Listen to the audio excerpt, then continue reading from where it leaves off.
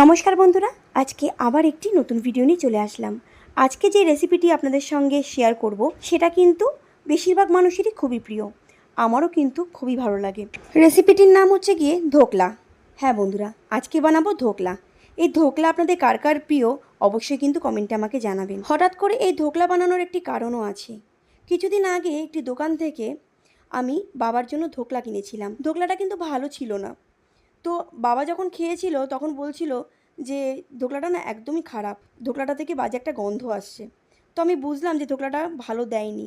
তো বাবা আমাকে জিজ্ঞাসা করলো যে তুই এত রেসিপি করিস, তুই ধোকলা বানাতে পারিস? আমি বললাম যে হ্যাঁ বাবা পারি। এটা আমার ফার্স্ট টাইম ধোকলা বানানো। আমি বাবাকে এই কারণের জন্য বলেছিলাম, কারণ আমি জানি ধোকলা বানাতে হয় কিভাবে, কিন্তু কোনোদিন বাড়িতে ট্রাই করিনি। তো ভাবলাম বাবার কথা মতন বাড়িতে একবার ট্রাই করে দেখি। তো সেই কারণের জন্যই আজকে আমি বানালাম ধোকলা। এবং ধোকলাটা যখন আমি বানালাম তখন ভাবলাম যে এত ইজি প্রসেস আমি আগে কেন বানালাম না। একটা আশ্চর্যের ব্যাপার হলো, এত কম সময়ের মধ্যে কি সুন্দর একটি রেসিপি তৈরি হয়ে গেল। ফার্স্ট টাইম করছিলাম দেখে একটু তো ঘাবড়েছিলাম, কিন্তু জানতাম যে হ্যাঁ জিনিসটা ভালোই হবে। ধোকলাটা ফার্স্ট টাইম বানিয়েছি, কিন্তু খেতে দারুণ হয়েছিল। দুঃখের বিষয় আমি কিন্তু একটু ভাগে পাইনি। যাই হোক, বিকেলের একটা টিফিন হিসাবে কিন্তু ধোকলাটা খুবই ভালো।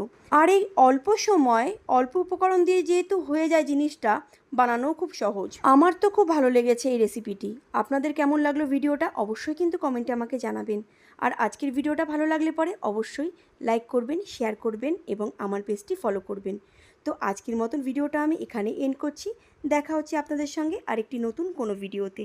তো ততক্ষণের জন্য টাটা।